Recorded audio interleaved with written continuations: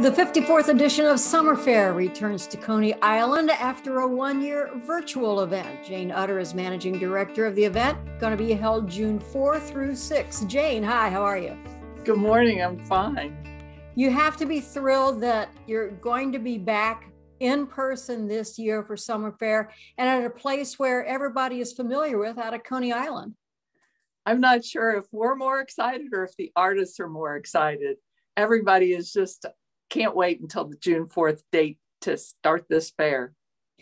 And I think that so many people who were able to be part of the virtual event last year got to really see, I think, maybe more of what these artists do, because a lot of times when you're at Summerfair, you walk around, but you had so many links to so many artists and you could see everything they did, not just the items that they bring to Summerfair.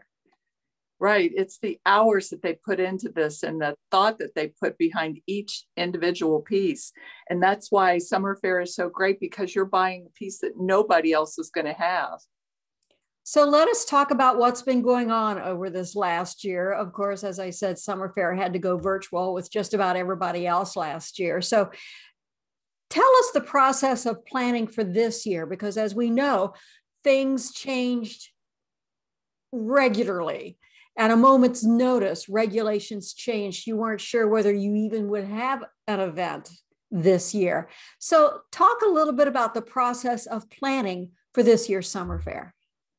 In a normal year, we start taking applications for the fair on December 1st. So we did that again this year for all the people that were in the event last year, as well as some newcomers. And then we just kind of had to put it on hold until we've had about 2 months to get ready for this event. So there's been a lot of hustle and bustle, but all the steps have been taken and we are ready. So what will we see different? Will there be anything different this year at Summerfair? The main difference is that Coney has taken out all of their rides, and those mature trees in that area are a perfect spot for I don't know, about 50, 55 new booth spaces. So you'll see lots of artists up in that area. The roller coaster won't be running, so it'll be nice and quiet up in that vicinity. And then Moonlight Gardens is not going to be open, so we don't have that area up there, but we're gaining just as much. So it's going to be perfect. We won't have youth arts this year. We just felt that we weren't sure that things would come as far as they have, and how do you really clean the crayons and markers and so forth. But we'll be bringing that back next year. And then we've downsized our entertainment. We've got a really great lineup that Elaine Deal put together for us in the acoustic stage, which is right next to our food area. And talk a little bit about that food area. I think that that's one thing that a lot of people see and maybe they don't take advantage of, but you have some great selections there in the food area. We do. This year, our new entry is the Anna Mary deep fried pies. Ooh. So they are delicious. We've got our fudge, Ivy Back fudge is coming. We've got beef, we've got chicken, we've got vegan, we've got just about anything and everything you might want to have to get that energy level back up to go out there and walk around and see some more art. All right, now that we're hungry, let's talk about what we will see with the art. Same number, just about same number of artists who will be there. I'm guessing that some of the old favorites will be back as well. Most definitely a lot of old favorites will be back. We have 275 artists. We have spaced them out 6 feet apart, and we're not going to change that.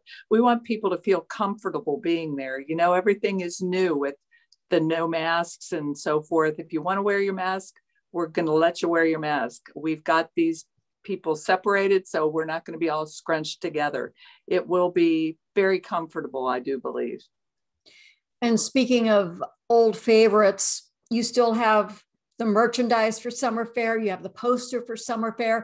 A lot of those items are back this year. Oh my gosh, this poster is fantastic. I don't know if you've seen the Metro bus ads that we've got this year or the billboards, but It is so popular. And we have t-shirts in 3 different colors this year. We've got a real nice tote grocery type bag.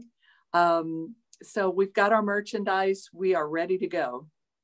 And of course, there's a cicada on the poster, so that makes it even more valuable. That we have an ode to the cicada again this year.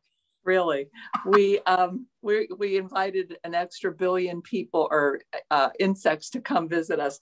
No, actually, with the flooding that happens at Coney, they don't really have that many in that area. So if your neighborhood is crawling with cicadas, don't think that's what you're going to see down at Coney, because I was there 17 years ago and it really wasn't that bad. I know we are on cicada watch here, so I think it'll be nice to have a little oasis where that noise won't be as dramatic as it usually is. So right. Tell us about coming to Summerfair. How do we get tickets? Where do we get tickets? Tell us a little bit about that. So we are now selling our 3-day and single-day passes on our website, which is summerfair.org. But you can also still come and purchase them for cash at our gates. We'll have the East Gate and the West Gate again this year. So kids under 12 are free, but tickets are selling really fast. So we're going to have a nice crowd.